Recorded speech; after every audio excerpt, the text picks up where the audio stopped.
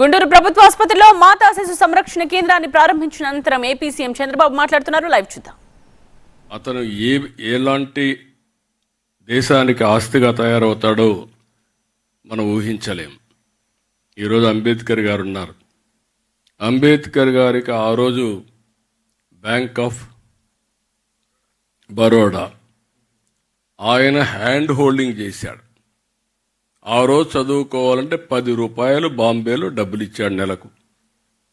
ఆయన చదువుకోవాలంటే లండన్కు పోవాలంటే ఆ డబ్బులు ఫైనాన్స్ చేశాడు.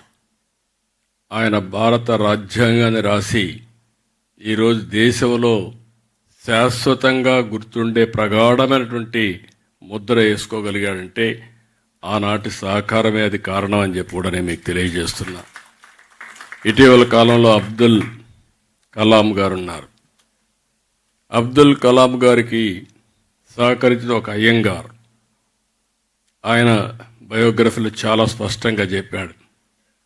మామూలుగా బ్రాహ్మిన్స్ ముస్లిం సపోర్ట్ చేయాలంటే పెద్దగా ఇష్టం చూపిన రోజుల్లో ఆయన హ్యాండ్ హోల్డ్ చేసి ఈయనలో ఉండే మెరిట్ని చూసి పూర్తిగా ప్రోత్సహించాడు.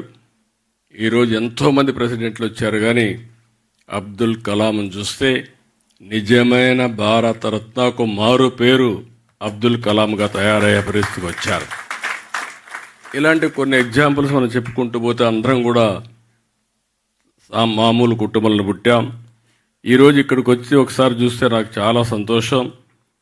ఈ యొక్క గుంటూరు మెడికల్ కాలేజీలో చదివిన వాళ్ళకి దగ్గర 8 మందికి పద్మశ్రీ అవార్డులు వచ్చాయి. ఒకటి సీఎం అబిబుల్లా, సోమరాజు, జిఎన్ రావు, నాయుడమ్మ,